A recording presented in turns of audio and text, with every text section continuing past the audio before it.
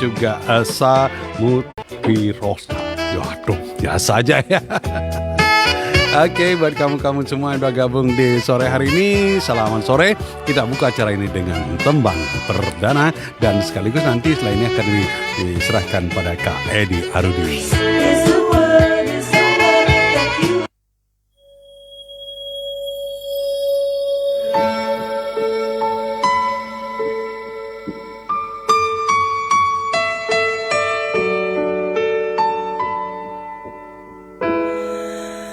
Sewindu sudah ku tak mendengar suaramu, ku tak lagi lihat senyumanmu yang selalu menghiasi hariku. Sewindu sudah kau tak berada di sisiku, kau menghilang dari pandanganku. Tak tahu kini kau di mana. Ternyata belum siap aku kehilangan dirimu,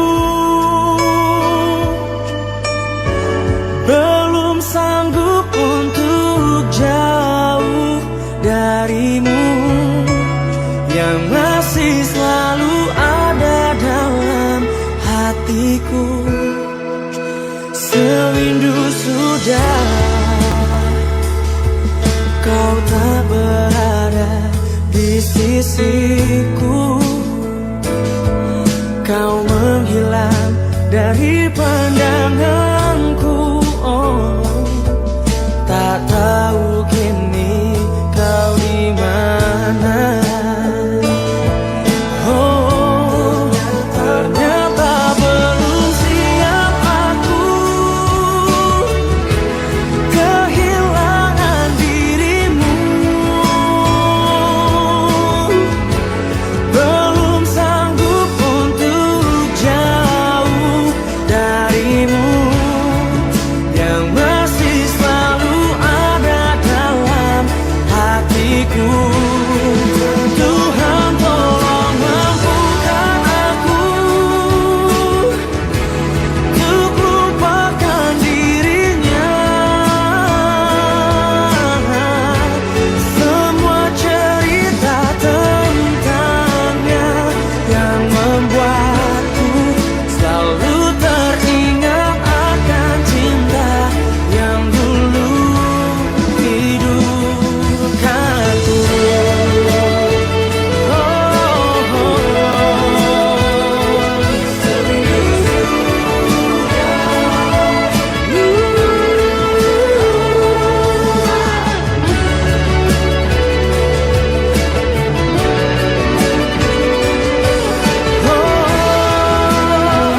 Ternyata belum siap diriku kehilangan dirimu, belum sanggup untuk jauh darimu yang masih selalu ada dalam hatiku. Tuhan tolong mampukan aku untuk lupakan dirinya.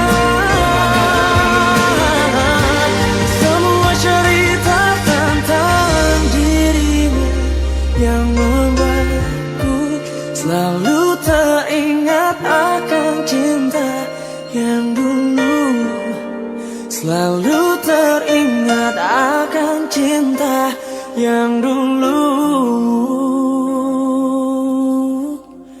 hidupkanku.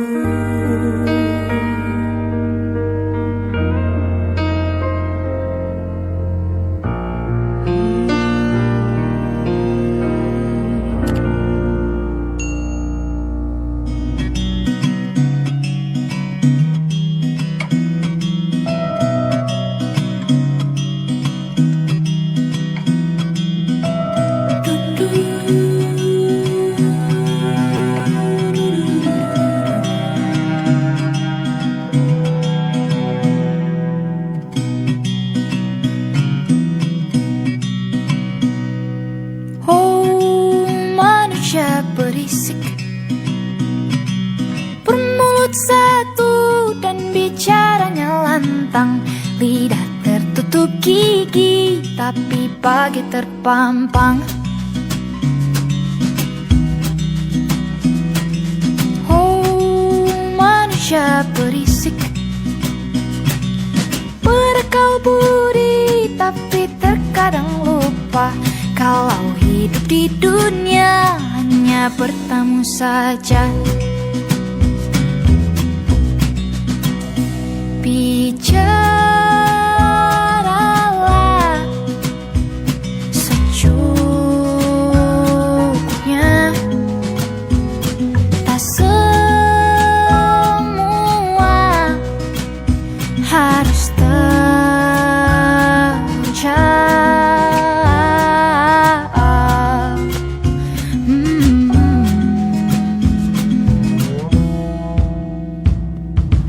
Oh, manusia berisik, punya hati tapi tak hati-hati, beralaskan logika, sering merasa benar. Bicaralah secukupnya, tak semua harus terjawab.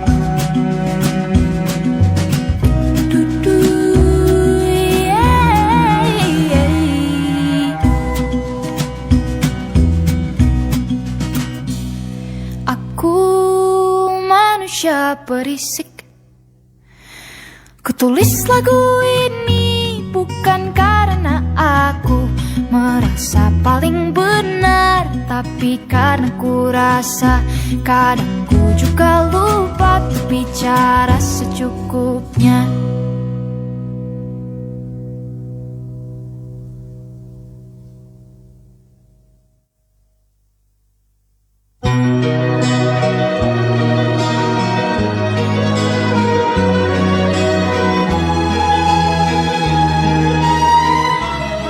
Itu dari dua lagu telah saya hadirkan untuk kamu penggemar setia Barong, terutama untuk gitar sastra di 32 saat ini ya. Gimana Kak Edi, udah siap ini ya? Oke, siap aja. Kita udah sampai ke 32 loh kali ini ya. Edisi ke-32 gitar sastra. Dan seperti tadi saya sampaikan, kita kedatangan seorang ibu guru pasti cantik. Ya, ibu guru cantik dari SMP Negeri 2 Singaraja, Bu Ana ini. Kemudian didampingi mahasiswi cantik ini. Jelas cantik ya. Yang ganteng Pak Edi aja di sana itu. Pak Edi Harudi ya. Di sini ya, di sini jangan dilibatkan ya, sana aja sama itu. Ada Kak Edi Harudi, kemudian di mahasiswa ada Asa dan juga ada Putri Santiadi. Ya, selamat datang lagi di studio Putri. Ya, selamat datang Asa dan Bu Ana di yang pertama kali. Iya. Selanjutnya saya serahkan langsung pada Kak Edi Harudi. Silakan Kak. Oke, terima kasih Kak Fajar. Fans Sayur Barong di rumah dan juga di studio. Seperti biasa kita sastra, puisi membasuh jiwa yang keruh. Pada hari Jumat ini kita masuki episode ke-32 ya Kak Fajar ya. Iya, betul. Ini sebuah perjalanan panjang dari akhir bulan Desember sampai sekarang bulan Juli di pertengahan. Ini semacam perjuangan dan juga motivasi tersendiri bagi kita untuk mengajarkan sastra di radio atau lewat radio. Nah, untuk hari ini kita akan membahas tentang penulisan cipta anak yang narasumber oleh Ibu Ana dari SMP Negeri 2 Singaraja. Dan juga ada adik-adik mahasiswa dari undik saya, ada Putri dan Ana. Oke, di luar suasana panas, sekarang kita panaskan lagi dengan pembukaan puisi oleh adik-adik dari mahasiswa. Silakan. Enggak. Ya, silakan Baik, aja. silakan. Duduk di sana aja, mic-nya apakah sekali ya. Duka pesisir Jimbaran. Sepanjang pesisir Jimbaran, kami kumpulkan cinta kalian. Kami hamparkan doa menjadi lautan, agar kapal yang akan mengantar arwah kalian lancar berlayar sampai tujuan. Bersabarlah menunggu nahkoda hayatan yang mengantar arwah kalian pulang ke asal. Seminyak Oktober 2005. Oke, karya siapa itu? Karya Nuriana Asmaudi. Oke, ini penyair nasional nih ya. Oke, ini apa namanya? Judulnya apa tadi? Duka Pesisir Jimbaran. Oke, Duka Pesisir Jimbaran. Ini mengisahkan tentang kebiasaan orang Hindu apa namanya ketika Hanyut habis ya? membakar Hanyut itu. hanyut itu istilahnya ya. Hanyut sekah Mungkin dong ini gitu ya. ditangkap oleh penyair dari luar Bali seperti itulah puisinya. Tapi kalau nanti ditulis oleh orang Bali lain lagi. Oke, Pesado Bareng di Rumah. Kita akan langsung bincang-bincang dengan Ibu Ana, guru IPA ya. Iya betul. IPA. Oke, Bu, karena di IPA IPA lari ke sastra. Iya, Wah, iya, sastra iya. itu hobi, Bu. Benar. Sastra itu kan bisa memanusiakan manusia. Betul. Gitu. Cakep. Semangat. Oke, Bu Ana. Iya. Ingat Albert Einstein nggak? Iya. Albert Apa? Einstein. Formula E sama MC kuadrat. Ya, ya. Masih ingat ya? Rumusnya Formula E sama MC Formula kuadrat. sama Iya, kuadrat. betul sekali. Itu di SMA saya pernah dengar loh ya. Iya, rasanya ya. Saya di SMA itu saya tamat SMA itu tahun 80, Bu. Ah, oke. Iya. Sekarang saya udah pensiun 65 loh. Oke. Oke, Pesado Bareng. Apa namanya kita ngobrol santai dulu. Tadi kita melemparkan sebuah pertanyaan. Ya. Ingat nggak Albert Einstein? Udah ingat kan? Ya. Mungkin ini sebagai pengingat lagi juga bagi Pesado yang di rumah bahwa Albert Einstein itu seorang sains dia. Tetapi dalam pernyataannya dia berkata seperti ini. Jika anak Anda ingin lebih cerdas, bacakanlah dongeng lebih banyak. Artinya adalah ketika orang yang berotak sains lalu berkata sastra, sebab cerita anak ini bagian dari karya sastra kan, berarti ini suatu yang fenomenal yang perlu kita cermati bahwa sastra itu memang berpengaruh terhadap otak kiri atau otak kanan manusia gitu. Nah ini Kak Ana, Kak Ana aja saya panggil ya. Siap. Sejak kapan nih termotivasi untuk suka cerita anak?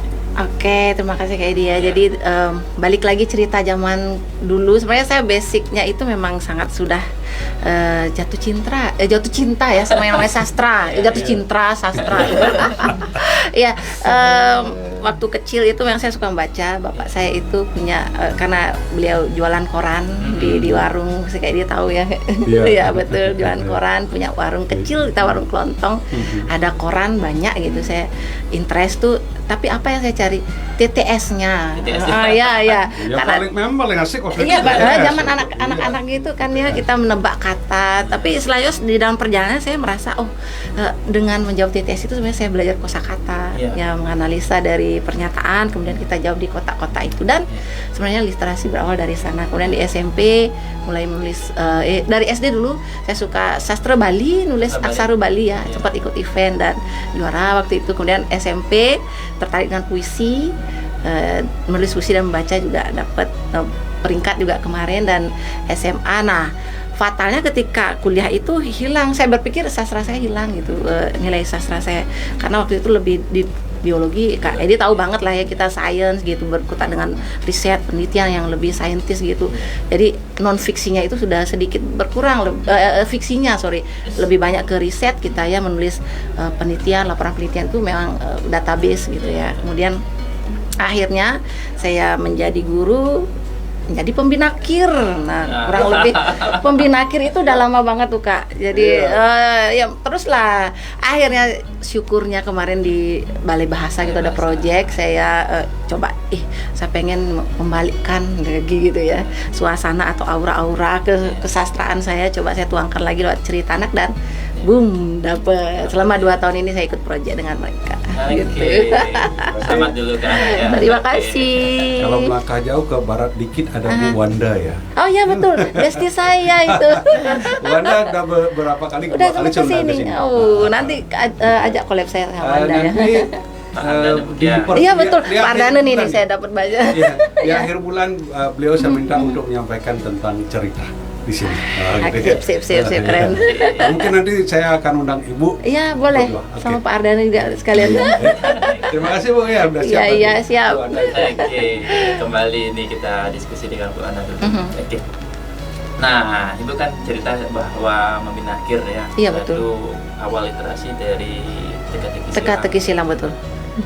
Terus cerita anaknya ini udah Oh cerita anak. dari sejak kapan ini mulainya? Oke. Apa langsung dari jadi guru ini atau dari sejak kecil? Oh dari punya anak. Dari Karena punya saya terus terang mungkin di sini sekedar sharing parenting Iya, juga ya. Karena saya kan punya anak waktu itu ya dari 2010. Saya berpikir bahwa literasi itu nyawanya bagi saya Iya, sendiri iya, nyawa. iya. Literasi lah nyawa gitu Iya. ya. Saya berpikir bahwa saya ingin menyiapkan anak saya melek literasi. Diawali dengan hal yang sederhana saja. Saya menuliskan untuk dia belajar kontekstual dulu. Awal dia belajar untuk mengeja huruf atau belajar menuliskan kata, itu saya awali dengan bacaan yang kontekstual. Misalnya Lila punya apa mainan baru gitu, hal-hal yang dekat dengan dirinya. Nah, berawal dari saya terus terang banyak punya gini kumpulan tulisan saya untuk sebenarnya untuk anaknya belajar gitu, belajar membaca gitu.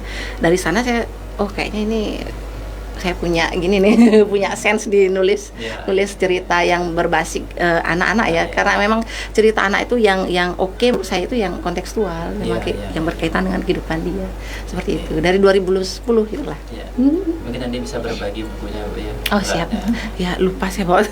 Saya juga ada cuma berupa e-book dia. Oh oke. Saya juga mulai cerita anak mulai dari tahun berapa ya, tahun 2000-an lah. Ah, Jadi sebelum oke, puisinya ke sekarang tetap Puisi, gitu. Sejak oke.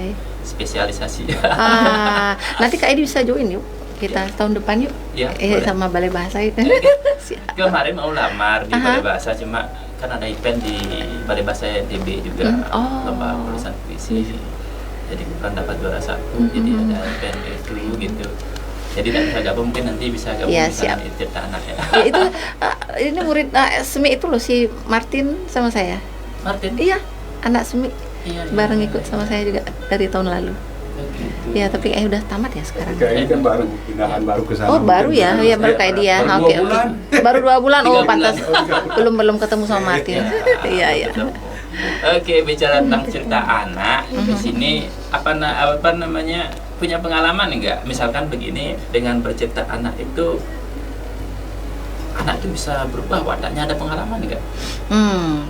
Ada banget. Jadi ketika menceritakan Iya, tentang kisah cerita anak itu kan memang dari segi pemilihan kata, karena di dalam cerita anak itu ada perjenjangan, kayak dia sudah tahu banget itu. Jadi ada perjenjangannya dengan menyesuaikan kemampuan anak gitu, kita bisa bercerita, dan dari cerita yang dibawa itu atau yang dibacakan itu pasti akan ada nilai moralnya.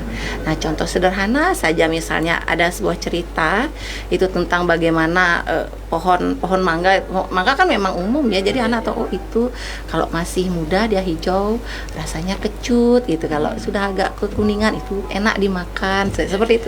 Dari hal yang sederhana saja menurut saya itu sudah sangat-sangat luar biasa dampaknya. Begini, dampak realnya ada nggak? Misalkan anaknya berperilaku negatif tuh misalkan. Setelah itu kita bacakan cerita, ada perubahan lah dari watak. Oke. Kalau dari watak, dari yang kelihatan itu kan perilakunya ya. Ya anak-anak sudah memahami bahwa dari cerita anak itu yang kita biasanya terapkan di dalam cerita anak itu kan bagaimana ramah anak ya, safety itu. Jadi meminimalisir yang namanya penggunaan benda tajam. Jadi contoh nyata di rumah saya saja, ketika anak saya mau menggunakan atau mau mencari sesuatu dengan alat-alat yang nggak berbahaya, dia sudah sadar, dia pasti minta tolong, mak bantu potongin apel kayak itu, karena dia sudah tahu bahwa itu penggunaan pisau itu masih belum layak untuk dia, masih terlalu muda gitu. Seperti itu. Oke, sebelum lanjut silakan bacakan puisi dulu adik dari Utiksa. Saya baca. Iya.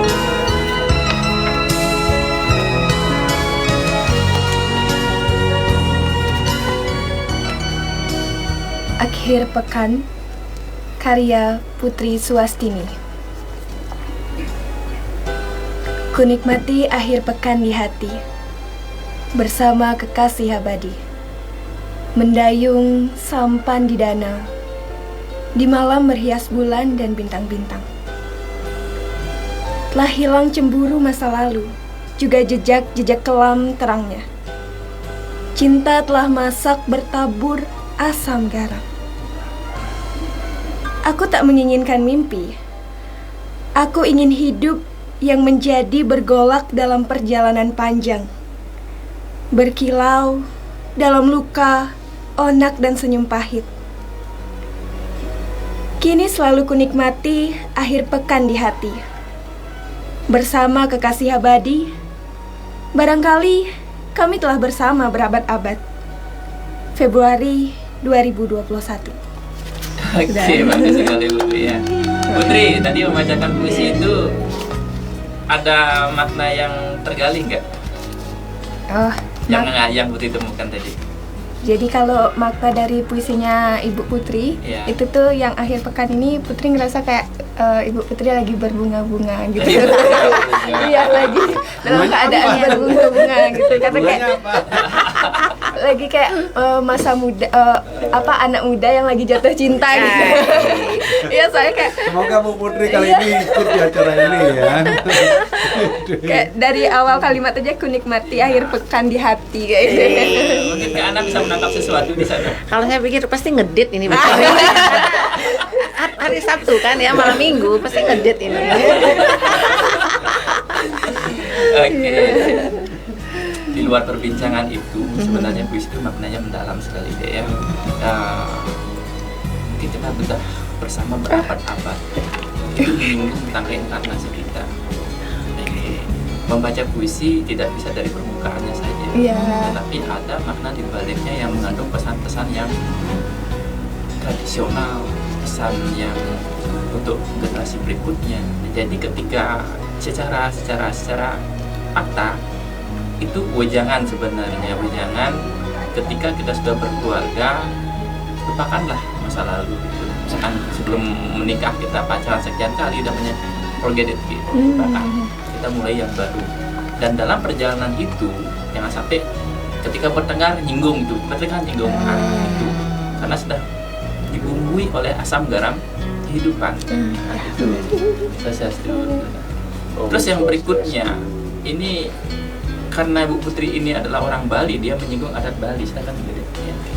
Menyinggung adat Bali, berabad-abad pertemuan, bait terakhir sekali itu. Ya bang, barangkali kami telah bersama berabad-abad. Iya, sebab kita bertemu itu bukan suatu kebetulan, dan ada memang tidak ada sesuatu yang kebetulan gitu. Iya. Itu hukum, sebuah hukum kesepakatan sebenarnya. Memang tidak ada sesuatu yang kebetulan gitu. Kita juga bertemu bukan kebetulan kan? Ya, betul Ya, sekali. harus diyakini itu. Iya, Harus iya. diyakini pertemuan kita ini bukan sebuah kebetulan. Pasti ada latar belakang mungkin di masa lalu atau di Iya. dan ke depan akan menjadi rangkaian terus ini. Iya. Iya, Kita akan ketemu lagi gitu. Dan itu yang ingin diungkap di sana. Oke, itu sekilas tentang puisi dan pemaknaannya ya. Jadi ketika memaknai sebuah puisi jangan kita dari permukaan saja. Mungkin untuk kebanyakan orang yang belum bisa menggali, mungkin seperti tadi apa namanya, itu memang benar sih, tapi masih di permukaan kan, belum lagi di dalam. Makanya ketika baca sekali seperti itu, baca kedua kali akan masuk lagi, ketiga kali, itu kan menikmati sebuah proses penciptaan, dan kita menikmati penciptaan puisi itu dengan mencari lebih dalam lagi maknanya. Oke, kembali ke siapa adek ya? Elsa, mahasiswa? Mahasiswa Undiksa. Undiksa, jurusan Bu Ira juga ini ya. Iya, tapi saya PGSD-nya. Oh, PGSD-nya. Oke. Terima kasih. Terima kasih sudah datang di studio ini. Sampaikan terima kasih saya pada Bu Ira ya. Oke, Bu Ana, kembali ke cerita Ana. Oke, awal gabung ke Balai Bahasa gimana prosesnya? Prosesnya melalui seleksi dulu. Seleksi, ya. Ya, jadi saya kan sudah punya cerita anak. Kemudian ada event ini, saya ikutkan. Waktu itu pemilihannya 40 per kabupaten, 40 besar lah ya. Saya lulus seleksi, kemudian kami mengikuti pelatihan dari Kang Beni. Masih ingat Kak Edi, Kang Beni yang nulis Bobo.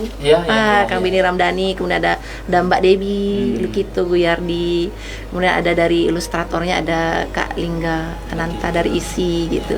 Jadi selama seminggu kita dimantapkan teknis penulisannya, sebab awalnya sekali saya awam tentang cerita anak. Itu digodok di Singaraja? Iya, waktu tahun lalu di Singaraja, tapi kemarin tahun 2024 ini kita ke Denpasar, ya? di BPMP ya.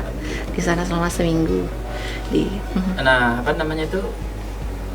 Kan kita dikasih ilustrator, kita diharapkan jadi ilustrator nggak dalam itu? Oh tidak, kita memang sebagai penulis cerita. Ilustrator nanti ada bagiannya.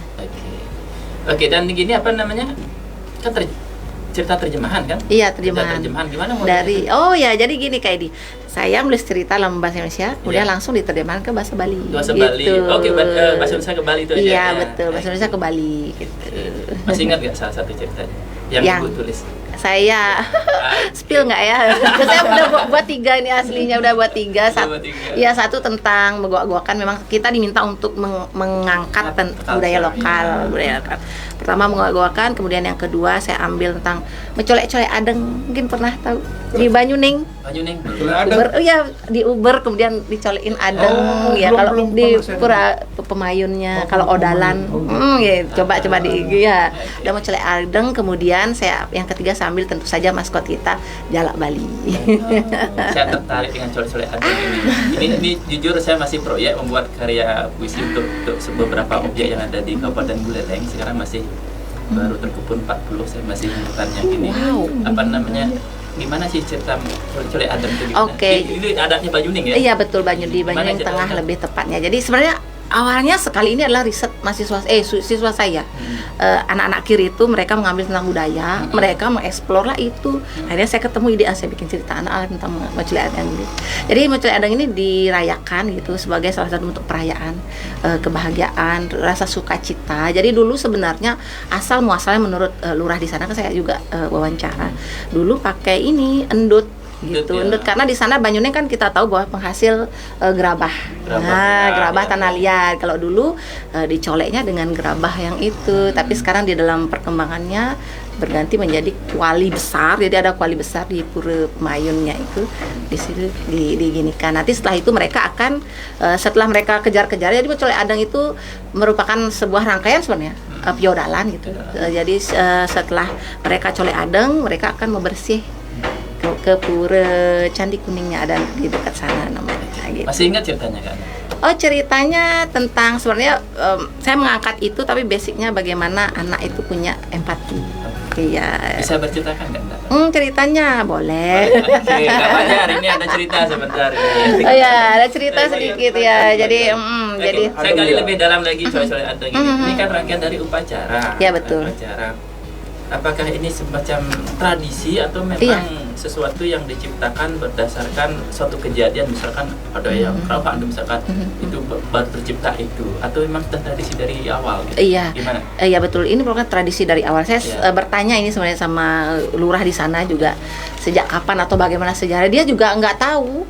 Jadi terus terang saya, karena beliaunya adalah warga asli Banyuning, jadi ketika saya kecil sudah ada tradisi ini gitu. Jadi semacam ungkapan sukacita saja bahwa ada odalan, ada piodalan besar gitu. Tidak setiap gini ya, piodalan besar kemudian dilaksanakanlah mencolek adeng itu gitu. Seru itu, kejar-kejar, saya menonton videonya, kejar dia dulu, dikejar langsung dicolek. Siapapun selama yang dekat langsung dicolek. Iya, dan yang dikejar menghindar. Yang dikejar boleh menghindar, boleh diam aja, nggak apa-apa, selama dia berada di areal pura di jabenya. Kalau berada di luar itu nggak boleh dikejar gitu aturannya. Jadi kalau ada di areal pura itu apa konsekuensi setelah dicolek itu? Nggak ada. Bahagia saja. Bahagia saja ya, namanya ungkapan sukacita dan rasa syukur. Oke, paham. Oke, Pesta Dua Barong, kita kedatangan lagi satu tamu. Bisa kenalkan nanti ke Pesta Dua Barong. Baik, perkenalkan saya Elsa, mahasiswi Undiksa, kebetulan prodi PGSD ya. Nulis cerita atau nulis puisi? Lebih ke baca puisinya. Kebaca puisi. Oke, ini kebaca puisi Pesta Dua Barong. Kita akan beri kesempatan nanti dari adiknya untuk membacakan puisi. Tapi sekarang kita bincang dulu, setelah itu kita selingi dengan puisi dan pemaknaannya. Oke, kembali ke lebih dalam lagi tentang penulisan Cipta Anak Terjemahan. Cipta Anak Terjemahan ini Bu Ana, Kak Ana udah berapa cipta ada? Saya sudah 3. Sudah 3, sudah semua ke bahasa Bali kan? Iya, sudah. Bahasa Bali. Sudah ke bahasa Bali. Apa tindak lanjut setelahnya itu? Setelah ini di ISBN kan oleh Balai Bahasa, kemudian cerita anak saya itu diedarkan ya apa istilahnya didistribusikan didistribusikan ke sekolah-sekolah di seluruh Indonesia. Seperti itu. Memang ini proyek dari Balai Provinsi dari provinsi yang memang proyeknya dari pusat juga gitu. Ya. Jadi sekalian lah mengenal budaya lokal. Makanya kenapa kami selalu diminta bagaimana ada muatan budaya lokalnya dipadukan dengan STEM, mengkombinasikan STEM. Jadi cocok banget ya. Saya guru sains ya. Kalau kita di ISBN kan dapat royalti. Tentu saja. Tentu saja. Saya jadi tertarik nih. Tahun depan join ya Kak ya. Mudah-mudahan nih. Biar habis dulu proyeknya. Oke Kak Fajar, kita sedikit dulu dengan sebuah lagu.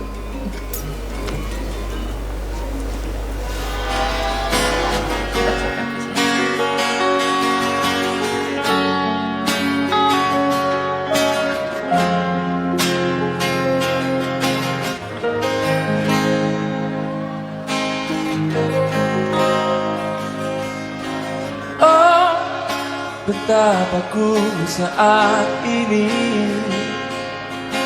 aku benci untuk mencintaimu.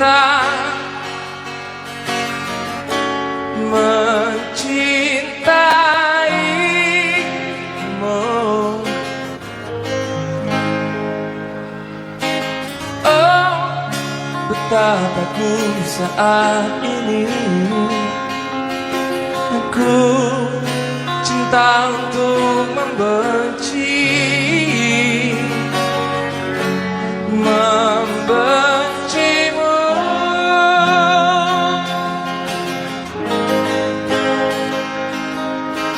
Ada yang tahu lagunya?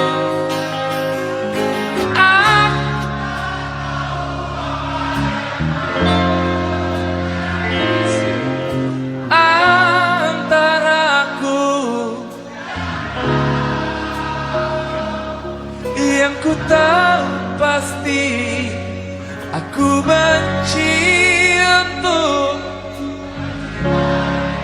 I love you. Tepuk tangan suaranya everybody.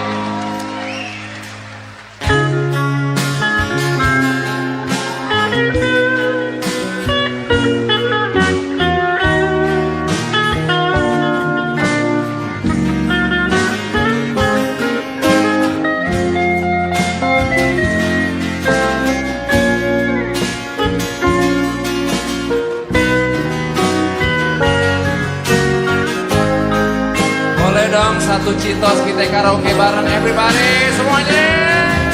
Aku tak tahu apa yang terjadi antara aku yang ku tahu pasti aku benci untuk mencintaimu.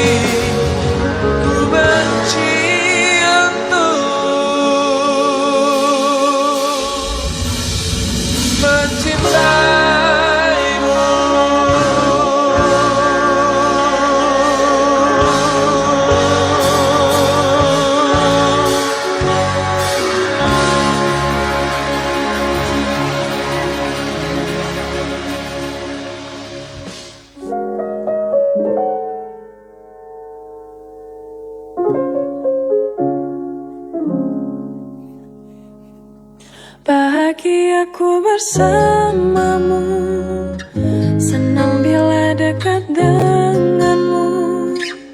Kamu makhluk yang aku tuju, yang lainnya aku tidak mau. Genggam erat tanganku sayang, dan jangan pernah kau lepaskan, karena aku butuh bimbingan. Cintaku jangan kau lewatkan. Bahagia aku bila bersamamu, tenang hatiku dalam pelukanmu. Tetap denganku hingga kau menua, hingga memutih rambutmu. Senang hatiku hidup bersamamu, belahan jiwa jagalah diriku, karena denganmu damailah hatiku, menualah bersamaku. Genggam erat tanganku sayang, dan jangan pernah kau lepaskan, karena aku butuh bimbingan. Cintaku jangan kau lewatkan.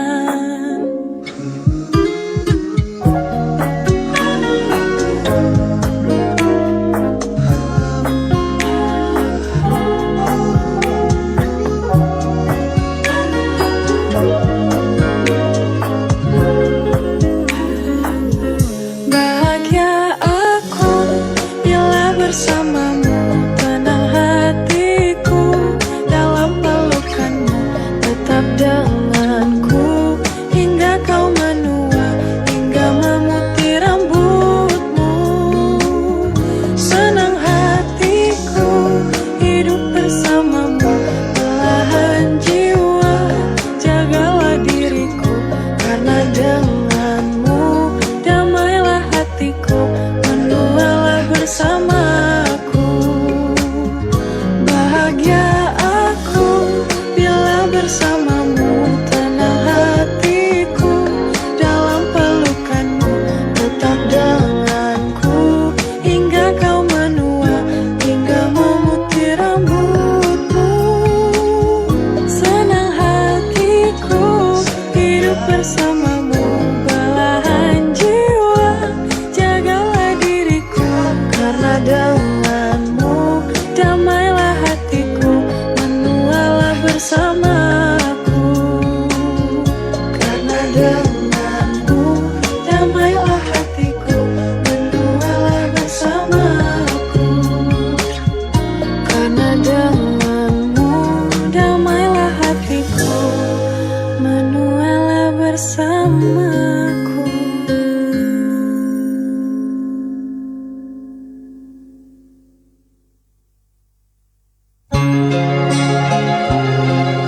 Ya, itu tadi dua lagu telah saya hadirkan untuk fans Dia Barong ya. Masih di Gita Sastra 32 saat ini. Dan masih ada Bu Ana, kemudian ada Elsa, ada Putri, satu lagi ada Elsa yang datu di Uniksa.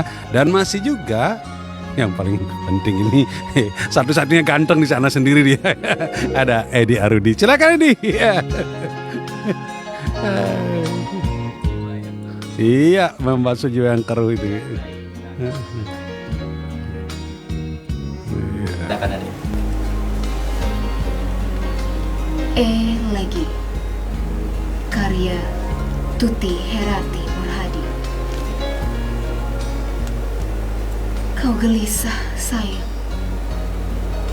katakan itu cinta. Tampaknya malam akan menyingkirkan awan, tetapi pucuk-pucuk mendung memercikkan getar. Pohon tegak-tegak, rumput semak dan riuh kota telah lelap, bersembunyi dalam satu nada sunyi. Menunggu adalah pembunuhan lambat yang sedang berlalu, dan semangat hidup hilang melewati lubang-lubang dalam kelam. Kau gelisah, sayang. Katakan itu cinta. Kau membuang muka, tak mau melihat bulan dilingkari sepi. Sepi. Dan detak jantung dua-duanya menjadi degup lambat dan semakin berat. Menunggu taufan selesai. 1969.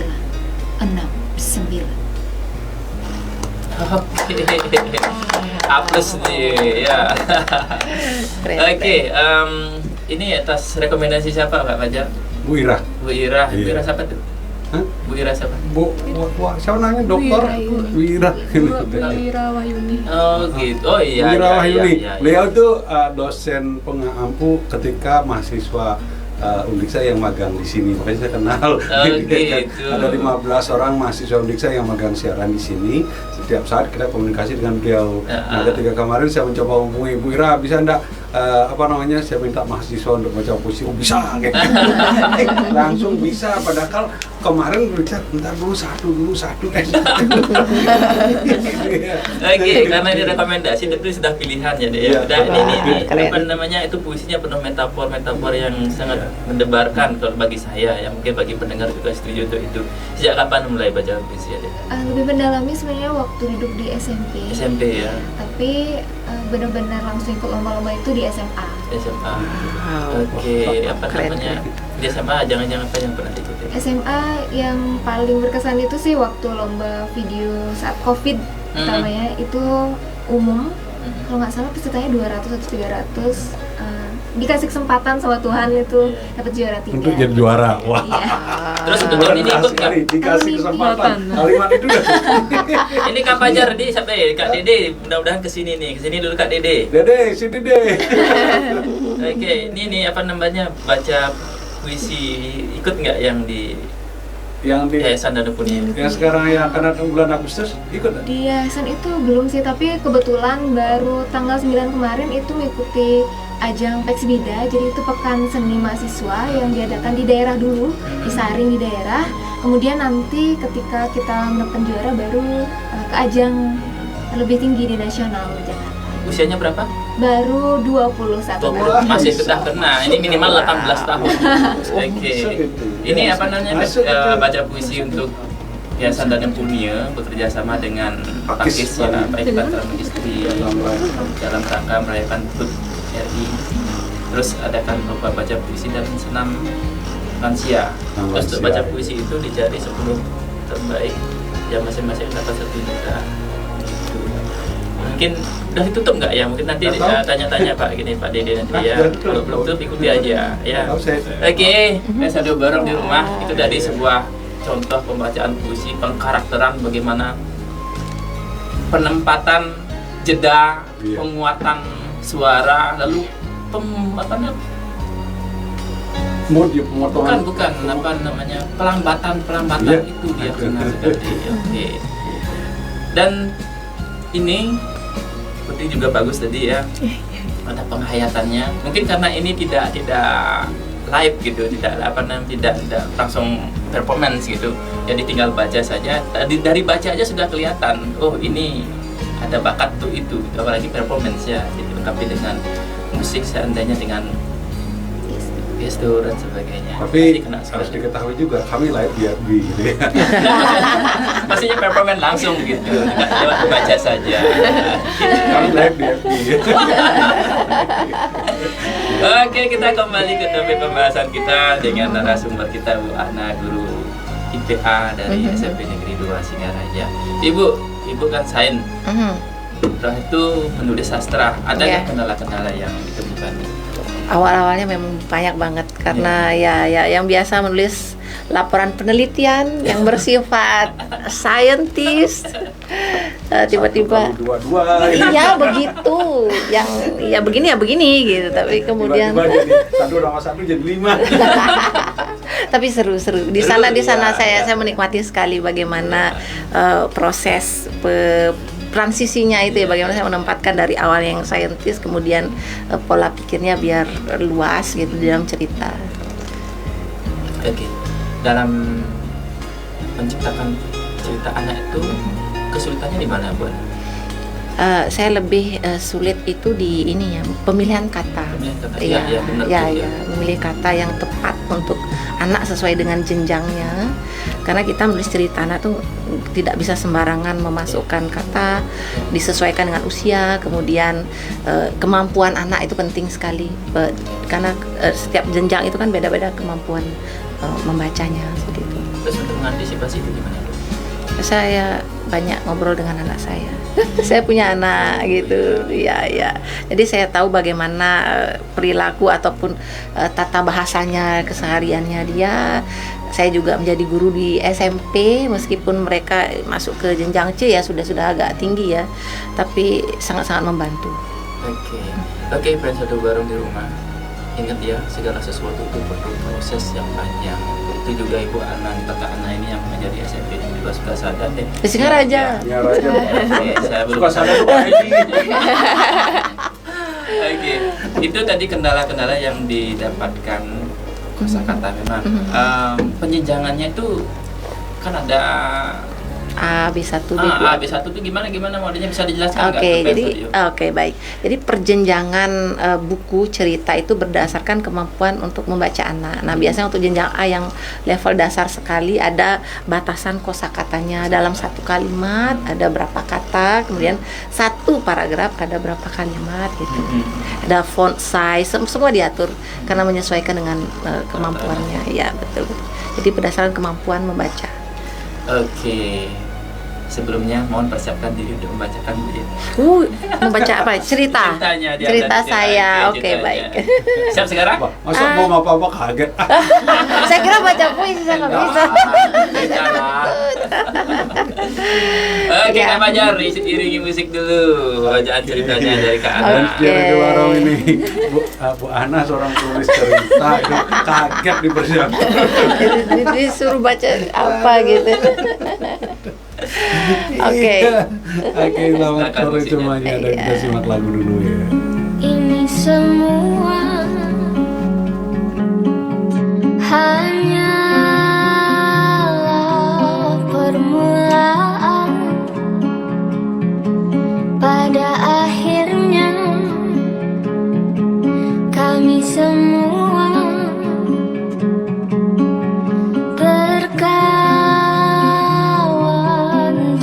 sebentar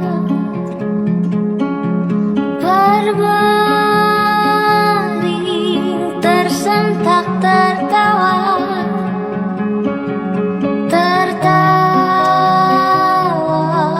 dengan air mata. Melihat bodohnya dunia. Oke, silakan. Oke, cerita yang mana nih? Yang mana saja. Oke, baik. Yang penting bisa didengar enak oleh pendengar. Oke, baik. Karena tadi banyak disinggung tentang colek-colek adeng. Iya. Saya bacakan ceritanya. Tapi sebenarnya aslinya itu awalnya judulnya Colek Arang. Namun menurut pembimbing saya, Kak Debbie Lukito, karena minim atau minor tentang ini ya, karena lebih dominasi tentang empati gitu lebih. Jadi sebaiknya diganti. Akhirnya gantilah judul dari Colek Arang menjadi 2 Hari Yang Seru. Ya. Jadi pada suatu hari ada seorang anak yang bernama Made jatuh dari sepeda, naik sepeda. Dia pulang sekolah, jatuh dari sepeda, dia menggerutu, aduh, aku bisa nggak ya? Dan dia pulang dengan basah kuyup karena jatuhnya di dekat dengan genangan air. tasnya basah, bajunya basah. Dia sudah ketakutan, jangan-jangan aku dimarah sama ibu nih. Sampai di rumah, ibunya melihat, kamu kenapa gitu. Maaf bu, tadi aku melamun naik sepeda gitu. Nah, sudah kamu ganti baju dulu, mandi, makan. Setelah itu cerita sama ibu. Ibunya adalah seorang penjual kue jajanan sumping Kak Nagasari di pasar gitu. Setelah makan, Made ini rumahnya, ilustrasinya itu rumahnya ada di sebuah pedesaan di Banyuning. Bayangkan Banyuning yang agak pedesaan. Di belakang rumahnya ada sekumpulan ayam, jadi dia makan sambil sesekali karena dia tidak suka pedas, dia dilempari cabai-cabai yang ada di sayurnya ke ayamnya, gitu. Ayamnya berebutan. Nah setelah makan dia ketemu ibunya, kamu kenapa kok bisa jatuh? Ya bu, saya tadi melamunkan tugas dari bu guru. Emang tugasnya apa? Ini saya disuruh menulis cerita tentang kegiatan selama 2 hari. Padahal keseharian saya kan begini aja, nggak ada yang seru bu. Ya udah, sekarang gini aja, kamu ibu ajak ke ladang ya, kita panen mangga. Baik bu, mereka ke ladang itu melewati sungai yang besar. Di sisi sungai, hari itu hari beruntungnya Made karena ketemu telur bebek. Satu telur diambillah telurnya, karena bebek itu kebiasaannya itu suka bertelur sembarangan ya. Ketika dia lewat lagi ketemu ayahnya yang sedang merumput. Nah, kemudian sampailah mereka di ladang mangga. Dia heran, itu kok berlubang-lubang ya bu ya. Oh ya, itu mangganya, artinya dia dimakan sama kalong gitu, atau kelawar ya. Boleh dimakan bu? Jangan, itu berbahaya, ada virus di sana. Itu virus itu adalah sumber penyakit, tidak baik untuk dimakan oleh manusia. Akhirnya dia tahu bahwa itu nggak boleh dimakan. Oke, kemudian lama-lama dia, gimana sih caranya bu ya kita bisa membedakan mangga yang muda sama yang enak atau layak untuk dimakan? Oh, kamu lihat bentuknya. Nah, di situ ibunya menjelaskan mulai dari warnanya yang agak ke hijau tua, kemudian bentuk mangganya itu membulat. Nah, dan juga mangganya kamu bisa ciumin, karena ini ceritanya pohon mangganya itu tidak terlalu tinggi ya, jadi bisa diraih sama Made. Baru dia menciumin, oh ini ya bu ya gitu ya, dia bisa panen mangga. Sebelum pulang, sudah penuh keranjangnya, belum pulang bilang gini, Adek kamu bawa ini ya ke rumah kakek. Ibu yang bawa ini pulang, jadi bawa 6 ke rumah kakek, kita bagi-bagi ke kakek. Naik sepeda lah dia pulang sampai di rumah ya, naik sepeda Made ke rumah kakeknya, karena kakeknya lumayan ya agak jauh dari rumahnya, perlu naik sepeda. Nah kakeknya ini adalah pengrajin gerabah, karena settingannya di Banyuning ya, Banyuning terkenal dengan gerabah. Sampai di sana kakeknya sedang membentuk tanah liat dari alat pemutarnya itu. Dia penasaran, kek mau buat gini boleh nggak bikin kura-kura gitu, karena kura-kura adalah hewan kesayangannya, dia punya kura-kura. Dia pingin buat kura-kura tempat pensil tapi berbentuk kura-kura. Akhirnya dia ajarilah sama kakeknya, dia membentuk kura-kura. Kemudian karena proses membuat gerabah itu kan membakar, jadi kakeknya yang membakar. Setelah jadi dibawalah pulang, dia lupa dah tuh dengan tugasnya. Sampai di rumah ibunya membuat canang. Nah disinilah awal cerita di Mencolek Adem. Dia tanya, ibu kok kita bikin itu sih, ada apa? Oh hari ini kita ada odalan, besok odalan. Besok itu kamu akan dibawa aja untuk ada acara mencolek adeng atau colek arang. Wah dia senang sekali karena dia tahu sebelumnya sudah pernah merasakan colek arang itu. Jadi dia tahun ini sudah merasa, oh saya pasti bisa colek orang ini, karena tahun lalu dia dicolek-colekin banyak. Bisa balas dendam. Iya balas dendam, ini saatnya balas dendam gitu. Akhirnya besoknya mereka ke Pura Pemayun dulu untuk colek adeng itu, colek arang itu. Dia berusaha mencari kuali, karena colek arang itu adalah kualinya dibalik ya. Sebelumnya kan prianya, bapak-bapaknya di sana memasak bersama, kemudian setelah itu kualinya dibalik, kuali besar itu dibalik, ada 3 kuali dibalik, itulah yang digunakan untuk colek-colek arang. Seperti biasa sebelum acara colek arang itu ada pemandunya dari pemangku adat ya, bahwa kita akan memulai colek arang. Ketika ada peluit, larilah dia mencari arang, kemudian dicolek, mau cari, tapi karena nggak bisa, dia malah kecolekan pertama, dan yang mencolek pertama itulah ibunya. Ya kamu kena gitu. Akhirnya dia bingung cari orang. Ketemulah ada temennya, dia bisa, akhirnya dia senang sekali akhirnya bisa mencolek orang gitu, meskipun dia banyak ada colekannya, tapi di tahun ini dia berhasil mencolek ke orang.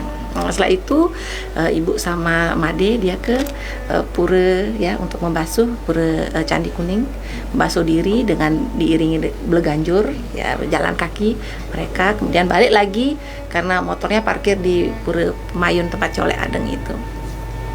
Balik ke rumah, membasuh diri, mandi, kemudian ganti pakaian, barulah mereka balik lagi ke Pura Pemayun untuk sembahyang bersama. Setelah sembahyang bersama itu kurang lebih jam 8 barulah dia ingat dengan tugasnya. Nah di sana konfliknya. Dia ingat tuh, bingung lah dia. Ibu, apa yang aku buat ya, apa? Loh, kamu dari kemarin ngapain aja, itu aja tulis baru ya. Oh ya. Mulailah dia menulis dari ketemu telur, karena itu pengalaman luar biasa dia. Ketemu telur, kemudian ke rumah kakek bikin tempat pensil dari berbentuk kura-kura, kemudian colek adeng yang berhasil, itulah diceritakan. Besok paginya ya kita tahulah endingnya happy ending ya, dia bisa membacakan yang awalnya dia merasa bahwa hidupnya biasa aja, tapi ternyata selama 2 hari ini ada banyak sekali pengalaman seru dan dapat aplaus dari kelasnya. Seperti itu endingnya. Oke, Kak Anam, ini apa namanya, kalau boleh ceritakan alurnya yang pas ya. Ini satu alur, berapa alur ini? Satu alur. Memang cerita anak diusahakan satu alur saja. Alurnya luas. Oke, Pesado bareng di rumah. Tadi kalau membacakan kalau menulis cerita itu, yang aspek yang harus diperhatikan adalah apa yang akan dibahas gitu. Setelah itu yang kedua, perhatikan alurnya. Apakah pakai alur maju atau alur mundur? Biasanya alur campuran tidak pernah ada untuk anak-anak. Betul. Alur maju atau alur mundur. Dan ini apa namanya, penyetingannya bagus sekali ya. Ada awal buat tugas, tidak tahu konsep yang akan dibuat tugasnya. Lalu jalan-jalan ada pemahaman bahwa kalau mangga yang berlobang tidak boleh dimakan. Iya betul. Nah itu semacam pembelajaran untuk anak. Satu tiba di rumah membuat gerabah, itu tradisi. Jadi antara tradisi dengan apa namanya kesehatan di sini ini nyampur dia ya. Dan ini banyak pesan, dan inilah yang ingin digali oleh Balai Bahasa untuk menciptakan anak Indonesia yang berkualitas, sehingga dia punya pemahaman yang banyak tentang sesuatu gitu, tentang mangga misalkan. Mungkin ada nanti cerita-cerita yang lain yang mungkin dibuat oleh penerjemah yang lain ya. Oke, saya apresiasi sekali seorang Said yang menulis sastra ini. Ini langka ini. Oke, kita break dulu Kak Fajar. Iya, tadi kan Kak Edi udah menyampaikan bahwa Bu Ana ini IPA ya. Iya. Dari IPA. Saya juga ketemu kan tadi sampaikan Bu Ana itu matematika. Iya betul, Wanda matematika dia. Saya begitu ketemu beliau itu dia dan ketemu siswa itu bangun, ini guru matematika kok ke cerita gitu. Akhirnya jadi guru favorit itu. Oke, Iwan Setia Radio Barong dimanapun saya sedang berada. Cerita kita kali ini sebelum lanjut kita akan putar lagu dulu ya.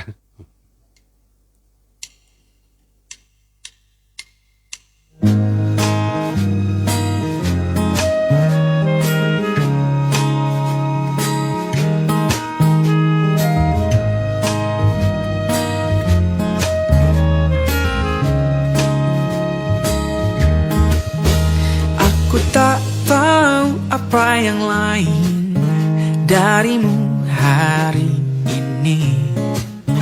Apa itu karena sepatu flatmu atau kukumu yang baru kau warnai?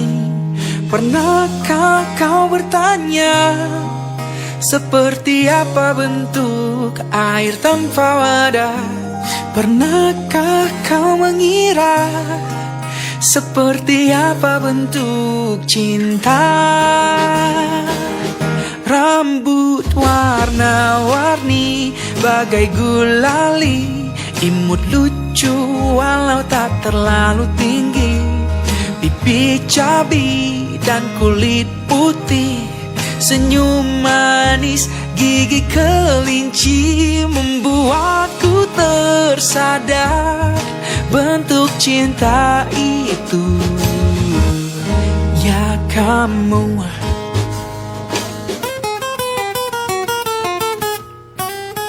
kini ku tahu apa yang lain darimu hari ini.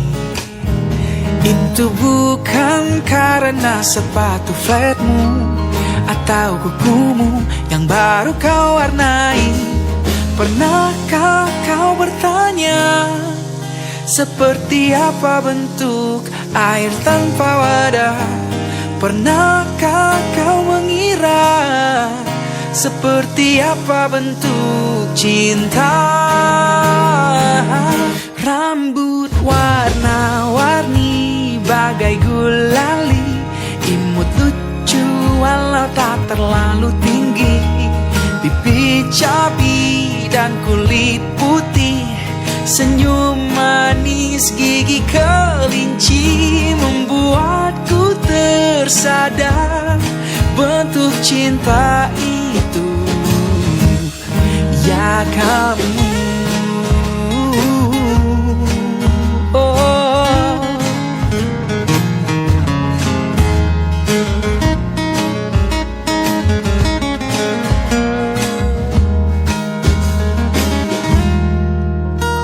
pernahkah kau bertanya seperti apa bentuk air tanpa wadah?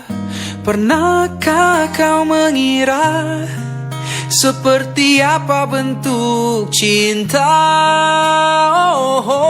Rambut warna-warni bagai gulali, imut lucu walau tak terlalu tinggi, pipi cabi dan kulit putih, senyum manis gigi kelinci. Rambut warna-warni bagai gulali, imut lucu walau tak terlalu tinggi, pipi cabi dan kulit putih, senyum manis gigi kelinci membuatku tersadar bentuk cinta itu. Ya kamu,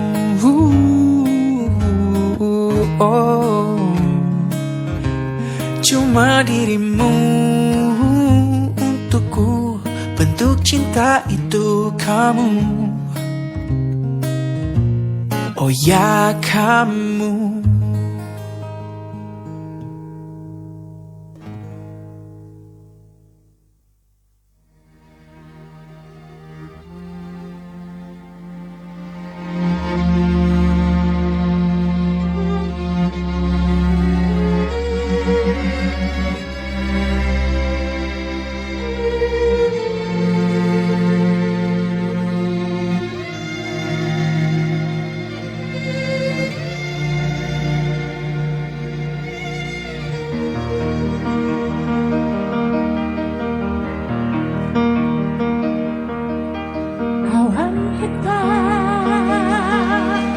Di hati yang sedang gelisah,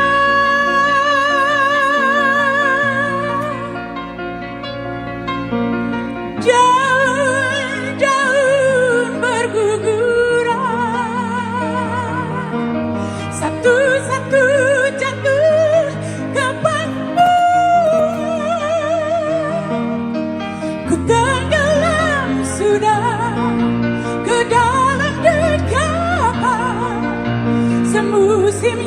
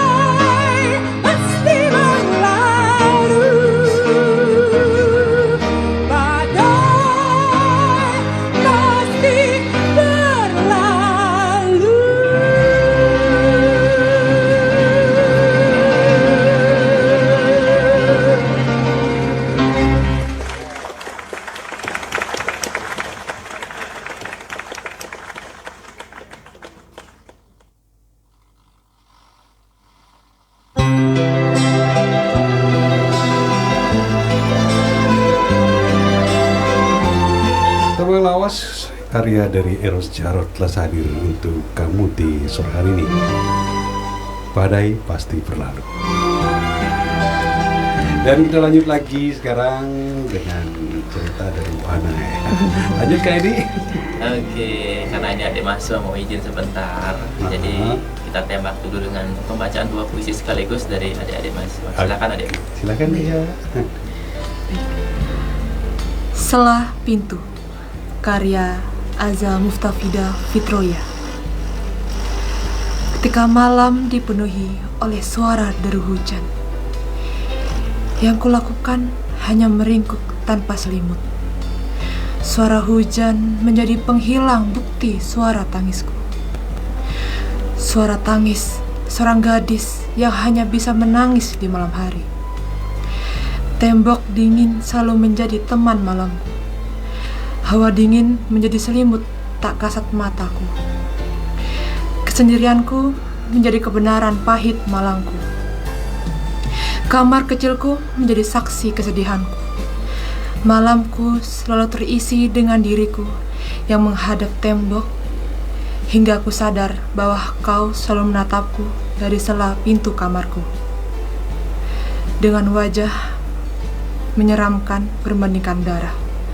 Maaf, aku tidak mampu menatap matamu yang sudah membusuk di tempatnya. Oke, ini puisinya penuh metafor ini ya, penuh metafor dan mengena ini juga dalam. Kayaknya PP ya. Enggak Bapak, ini sebenarnya saya mau mencoba membuat karya puisi horor sebenarnya.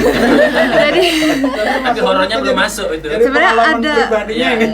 sebenarnya ada bagi penggalan yang mau menjelaskan, tapi saya takut bacanya ya gimana. Jadi saya bilang menyeramkan, sebenarnya ada penjelasannya lagi. Takutnya horornya itu masuk. Jangan kok baca aja horor. Ulang tuh gimana nih? Takut gimana? Nah masalahnya begini, kalau sebuah karya itu sudah diciptakan, itu sudah penulis lepas tidak boleh intervensi. Saya mengatakan, Anda mengatakan horor, saya mengatakan tidak horor, belum masuk, itu sah gitu. Ya itulah multi interpretasi dari sebuah karya. Setelah dia lepas dari tangan penulisnya, itu bebas diterjemahkan apa saja oleh pembaca atau pendengar. Ya, oke, itu tadi pembacaan puisi dari adik mahasiswa. Silakan ya. Saya sekarang dari Putri ya. Putri jadi ngayu.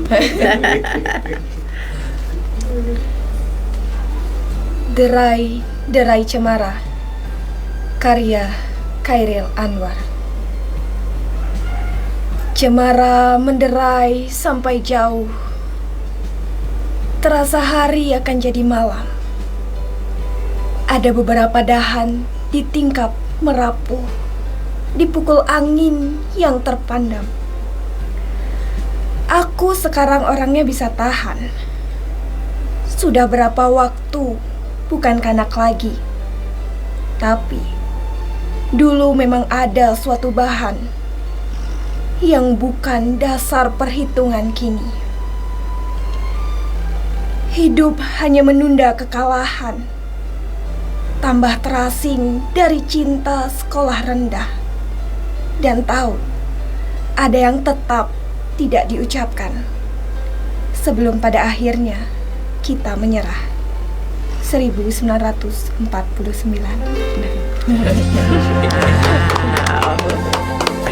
Ada satu pernyataan Khairul di sana, hidup hanya menunda kekalahan. Ada yang paham nggak dari interpretasi masing-masing? Mungkin Kak Ana punya interpretasi hidup menunda kekalahan. Hidup menunda kekalahan. Oke, berarti kalau nggak hidup berarti kita kalah. Ya betul ya. Kalau nggak hidup kan kalah dong. Ya. Ini apa namanya? Sebenarnya proses manusia itu kan lahir tua sakit mati kan seperti itu. Jadi hidup sekarang hanya menunda untuk mati aja. Gitu. Dan ada dikuatkan di pernyataan terakhirnya tuh, coba bacakan pernyataan terakhir di bait terakhir. Yang terakhir. Sebelum pada akhirnya kita menyerah. Sebelum pada akhirnya kita menyerah. Ya. Itu Ini kan pelajaran hidup. lanjutan dari aku itu ya. Aku mau hidup 1000 tahun lagi. Nah, ini 1000 sudah tahun lagi. ya. Gitu ya. Sebenarnya kita sedang menunggu aja, sedang menunggu, dan itu sebuah rahasia entah kapan. Jadi sebelum hari itu tiba, kita hangatkan dengan kita sastra di sini. Ya, cakep. Kenapa seperti itu? Karena konteks awal kita sastra diinisiasi oleh Bunda Putri Suwastini adalah media untuk berbagi.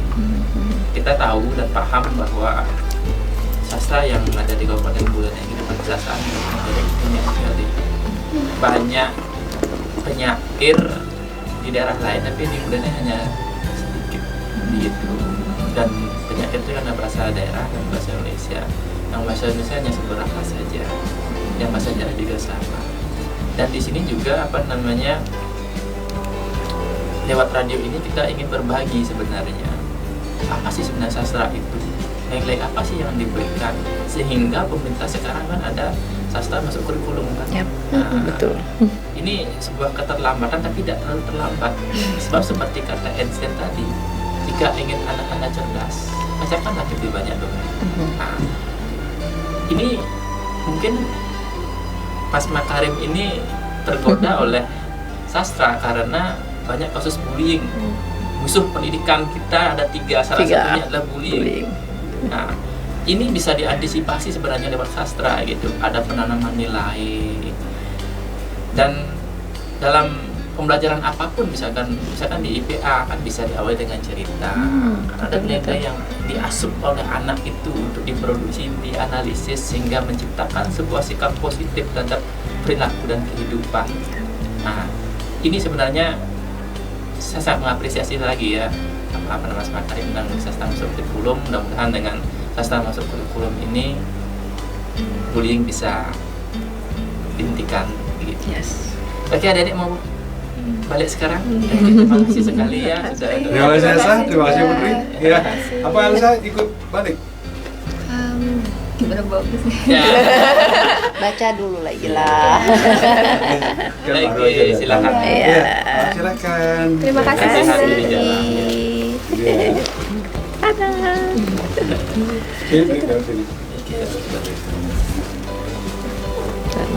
Iya, dadah. Oke Kak Fajar, kita kembali lagi ke Kak Ana, seorang guru, satu penulis cerita. Begini Kak Ana, kita mencipta sebuah karya sastra itu kan untuk dinikmati oleh pembaca. Apa kiat-kiat yang Kak Ana lakukan biar ceritanya itu disukai oleh anak-anak? Disukai. Ya.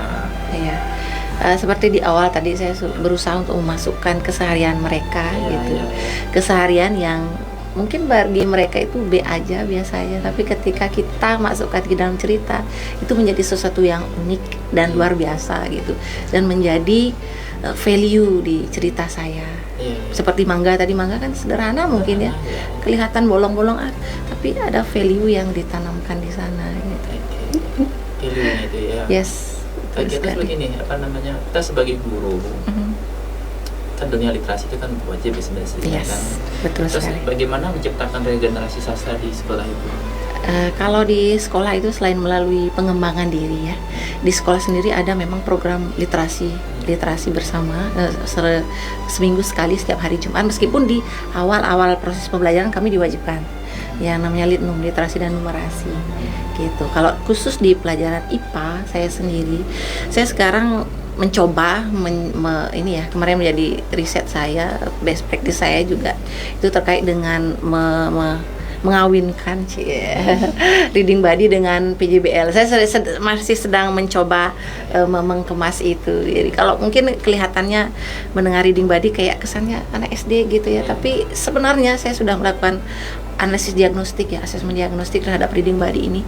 Ternyata banyak peserta didik saya memang lebih suka untuk dibacakan. Kalau ketika membaca itu ya membaca bersama berpartner, makanya saya mencobakan reading buddy ini dan masih sedang proses terus di ini kan. Oke, saya tertarik, itu bisa ceritakan nggak ke Press Radio Barang reading buddy? Oke, jadi untuk project saya yang best practice kali ini itu saya sebutnya dengan reaksi ya, reading buddy terintegrasi dengan PJBL, Project Based Learning. Jadi diawali dengan membaca bersama. Nah, membacanya itu mereka kita sepakati, namanya di kelas itu kita punya kesepakatan bersama dengan topik A, kamu bisa membacanya selama berapa menit gitu dengan besti, saya menyebutkan besti ya, karena mereka akan baca bersama dimanapun, karena kita juga di sekolah ada banyak spot membaca, pojok baca itu, jadi mereka dibebaskan untuk baca dengan catatan mereka bacanya berpasangan gitu, topik yang dibaca itu sama untuk satu pasang. Karena saya menerapkan diferensiasi konten, mereka bebas membaca dari handphone, dari buku, asalkan dengan satu catatannya sepasang itu sumber bacaannya sama. Karena mereka menganalisa bareng-bareng bacaan itu, konten yang disajikan di bacaan itu mudah dipahami bersama-sama dengan reading buddy ini. Gitu. Apa hubungannya dengan IPA? Oh, jelas. Karena kebetulan materi yang kemarin itu saya ambil itu adalah tentang masalah struktur bumi. Dari bahasanya saja pasti kita tahu struktur bumi, ada batuan, ada bla bla. Itu kan banyak kosakata yang akan ini pernikahan sains dan sastra ini. Betul. Nikahnya resmi apa siri? Sayang sekali di pakar begini Pak Prof udah ada. Iya ya. Padahal sudah nunggu Pak Prof sebenarnya. Saya bersemangat ke sini. Iya, jadi di reading buddy ini bagaimana mereka memaknai, kan materinya itu topiknya beda ya kali ini dengan IPA yang biasanya IPA itu identik dengan rumus, formula, tapi kali ini dengan bacaan yang terus dianalisa oleh literasi, tentu saja literasi bacaan. Jadi saya mencoba bagaimana mereka menikmati bacaan itu dengan cara reading buddy ini gitu. Oke, Pak Sade Baro, mungkin ada Bapak Ibu guru yang mendengar. Ini Ibu atau Kak Ana itu berbagi tentang reading buddy yang merupakan pernikahan antara sains dan sastra untuk pelajaran di sekolah. Dan ini bisa menginspirasi guru-guru atau pendengar yang ada di rumah. Kalau mau interaksi silakan sini gabung ke interaktif kami ya. Atau mungkin kalau mau berbagi lagi tentang mungkin ada sesuatu yang lebih mungkin di bidang sastra atau pernikahan dan sastra dan sains, silakan datang ke kita sastra setiap hari Jumat pukul 4 sampai jam 6. Atau mungkin Bu Ana nanti bisa merekomendasi siapa-siapa yang dapat kami undang itu ya, mungkin bisa nanti admin kami, dia ada bos kami siap. Pak Chandra Wijaya, dan juga ada lalu Kak Edi atau siapa ya. Siap. Kak Ana lanjut lagi Kak Ana.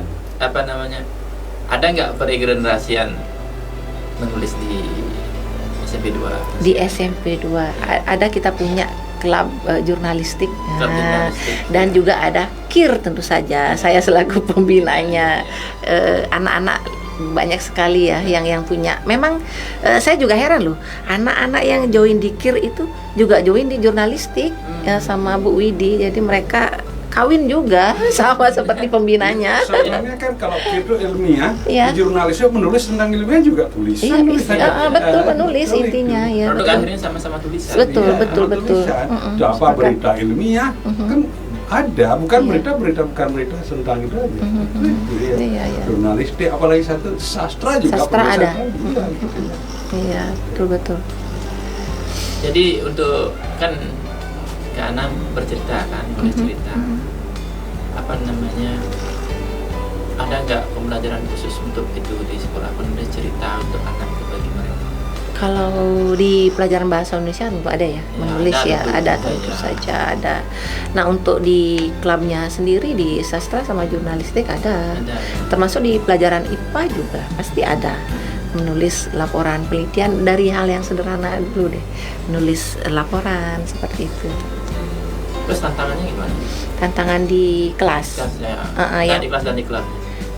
Kalau di klubnya itu untungnya mereka punya ini ya, yang join itu memang memiliki ini ya, daya literasi yang oke. Jadi ketika kita lempar satu topik, kamu bisa kembangkan ini. Ada banyak ide-ide yang muncul. Bahkan contohnya itu mencolek adang itu asalnya itu dari mereka sebenarnya. Saya terinspirasi dari ide mereka gitu. Jadi luar biasa sekali kemampuan mereka.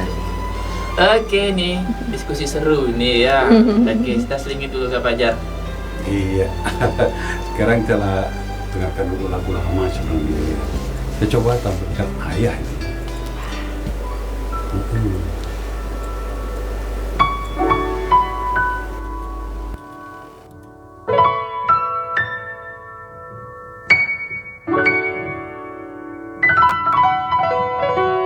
Kaulah nafasku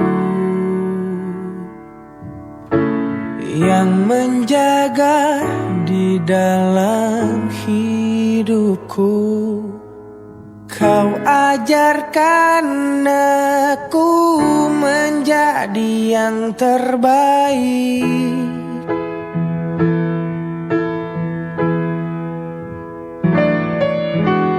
Kau tak pernah lelah sebagai penopang dalam hidupku. Kau berikan aku semua yang terindah. Aku hanya memanggilmu Ayah. Di saat ku kehilangan arah, aku hanya mengingatmu Ayah. Jika aku telah jauh darimu,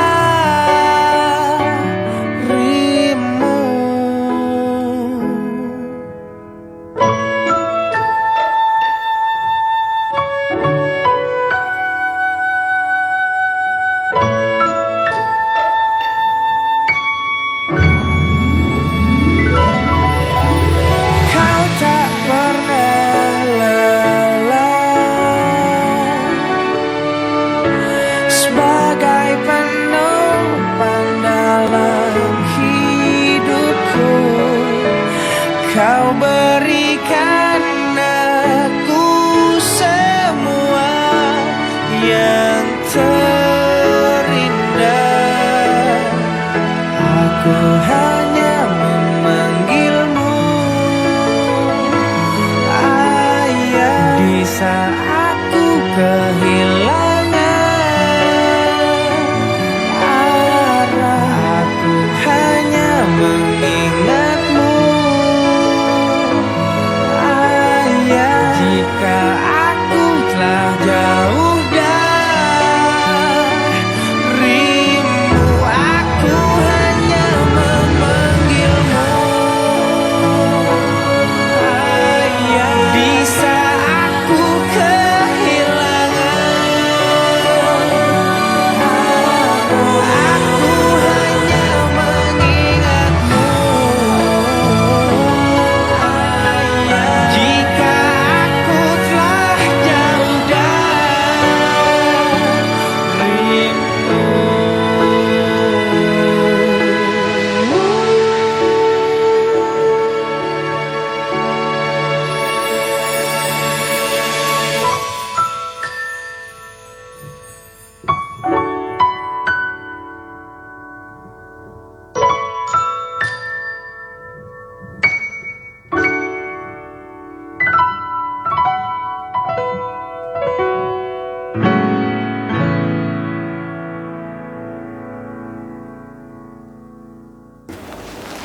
Oke, Pesade Borong di rumah. Sebelum kita langkah lebih lanjut untuk berdiskusi tentang penulisan cerita anak, jadi ini ada Mas Elias ingin bacakan sebuah puisi, silakan. Di pantai Lingga, kalau angin menjadi ibu dan badai mengikuti mau, kemana tujukan perahu? Seperti ombak, arus, gelombang, resah risau pikiran bimbang. Ingin ku pergi pulang, peluh rayu di mabuk angan. Keluh kenang di resah bayang. Kemana tujukan perahu? Di ambang gulita arah cintamu. Ingin aku kembali pulang ke palung rindu, berperahu cinta berlayar sukma. Ke pangkuanmu saja bunda. Singaraja 2017. Musik yang jernih sekali suaranya. Iya. Kalau saya jurinya nih juara 1. Caranya begini kan. Kita kalau vokalnya bagus, mic tuh menerima bagus sekali pasti. Iya, jernih dia. Oke, kembali ke Kak Ana. Yes. Kak Ana, ini kembali ke cerita awal tadi ya, apa namanya? Kan ada pengerekrutan penerjemah. Nah, syarat sebelum masuk itu gimana? Kita harus jadi kita harus sudah punya cerita. Sudah punya cerita Oke. itu modalnya. Iya. Cerita Berapa cerita? Sebebasnya, seberapa punya stoknya. Oke. Tapi waktu itu karena saya baru pemula gitu, saya awalnya mengajukan satu. Iya. Dan setelah kita dinyatakan lolos ceritanya sesuai dengan kriteria gitu, barulah kita digodok lagi. Dan wah, hancur itu cerita saya karena ternyata saya berpikir sangat awam sekali dulu tentang cerita anak. Terus terang awam sekali. Cerita pertama saya tentang dengan menggoak-goakan itu ya. Itu total mendapat perombakan karena saya belum tahu dulu yang namanya perjenjangan buku, syarat kosakata di dalam masing-masing jenjang itu, syarat halaman, kemudian bagaimana pemilihan kata. Dulu kan asal nulis aja. Karena saya dulunya kan memang nulis cerpen gitu. Kalau sekarang saya pikir sama udah tulis, ternyata cerita anak itu berbeda sekali. Kenapa enggak beralih ke cerpen? Mungkin karena udah jiwa emak-emak ya, kayak sudah Mak enggak bisa bercerita. Iya. Sebenarnya panjang mungkin. Yang pendek-pendek enggak ya. Iya, betul. Jiwa emak-emak itu mungkin lebih dekat dengan keseharian anak gitu. Kalau dulu kan masih remaja ataupun ini ya, jiwa-jiwa ininya masih eksplornya bebas sekali kalau dulu. Kalau sekarang lebih banyak ke anak. Ya sudahlah, sekalian juga menyiapkan sesuatu untuk anak gitu lah. Oke, tadi cerita ada perombakan. Tentu dalam cerita anak itu ada pakem-pakem yang harus dilalui kan atau diikuti gitu. Apa pakem terberat yang harus dilalui dalam menulis cerita anak? Jumlah kata dalam satu kalimat. Iya. Iya, karena saya mungkin karena FE ini ya suka menulis laporan penelitian itu ya. Kita kan suka justru kalau laporan penelitian itu yang kita kembangkan kemana kemungkinan data itu kan itu. Iya, sekarang ini dirampingkan. Jadi panjang itu dirampingkan. Yang panjang. Maksud bisa maknanya penuh itu ya. Iya, betul sekali, ada syaratnya. Ini kerjaan susah ini. Susah benar ya. Serius nih, kerjaan susah nih. Benar sekali kayak wah, di situ yang paling berat tantangannya. Oke. Setelah melewati pakem itu kan menulis cerita lagi kan? Yes. Berapa hari dibutuhkan waktu? Itu kerennya saya sudah melewati yang tahun pertama. Sudah elogannya sudah tahu lah ya istilahnya kalau nari. Yang kedua lumayan cepat. Jadi dapat 2 cerita bahkan dalam 1 bulan. Itu yang Mecolek Adeng dan tentang ini Jalak Bali. Begitu ketemu ini dulu saya awali dengan pokoknya cerita, mengangkat apa dulu, tema pokoknya apa. Mecolek Adeng akhirnya saya kembangkan gitu. Lebih cepat 1 bulan bisa 2 cerita. 1 bulan 2 cerita. Ya. Begini, Anda nggak ingin bersolo dalam artian mengumpulkan cerita lalu buatkan bukunya. Kan kalau misalkan cerita kan minimal 8 cerita bisa dibuka di SBN kan. Ada nggak cita-cita seperti itu? Sangat ada. Dari dulu sekali saya pengen sekali punya buku yang ber-ISBN nama saya. Udah berapa cerita sekarang? Baru 3. Oke, lagi gas. Yes, siap. 5 cerita lagi. Iya. Di SBN. Kalau di Bali cuma ada yang murah sih ya, yang murah hanya ada 2 penerbitan sih sebenarnya.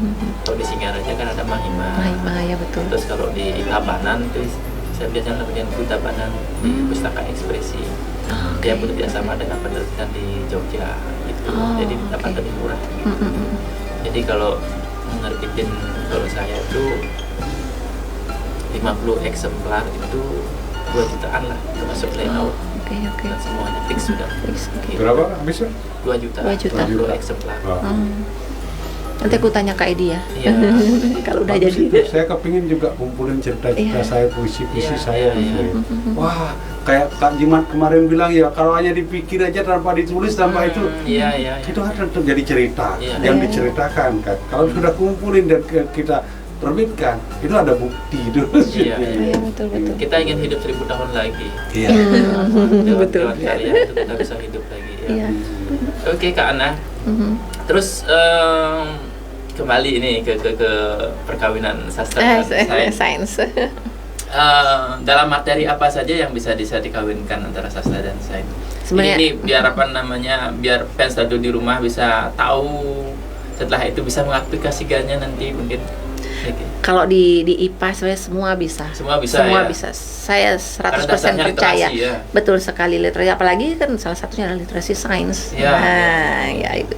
Semua bisa kalau di sains.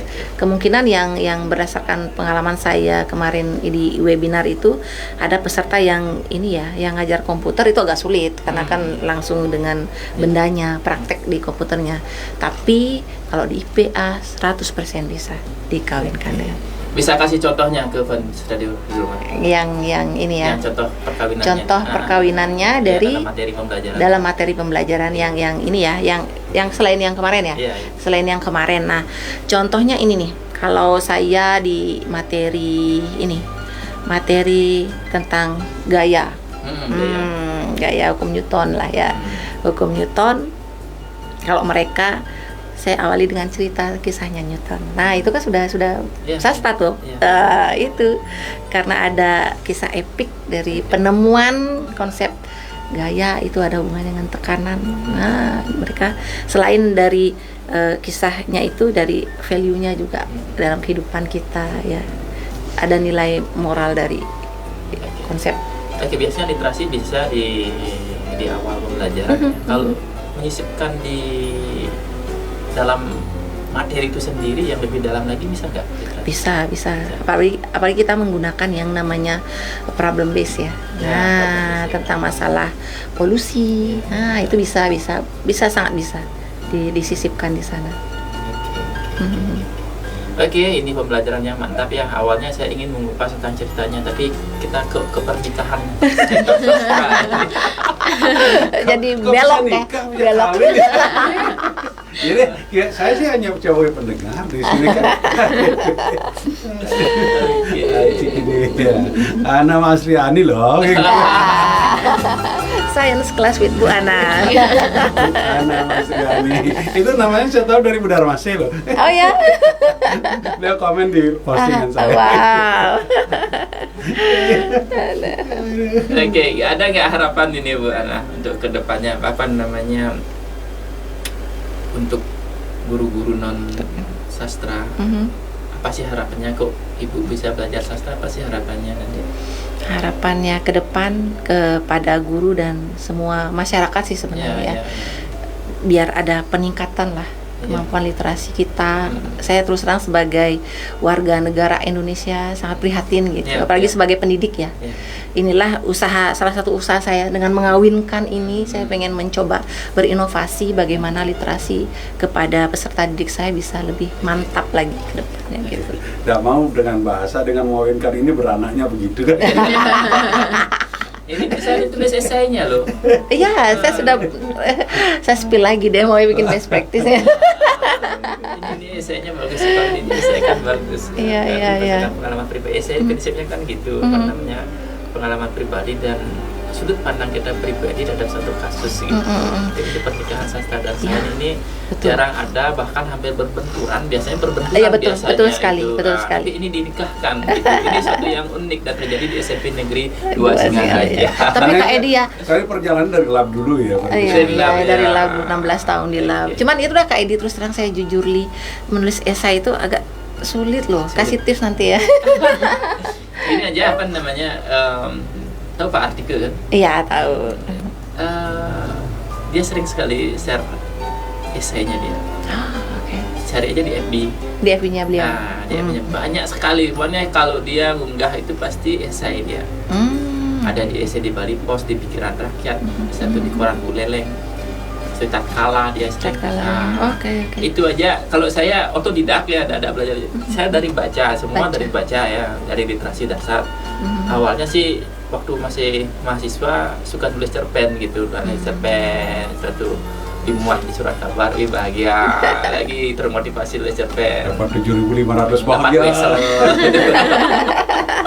Setelah itu beranjak lebih dewasa, kok saya tak ada waktu nulis cerpen gitu.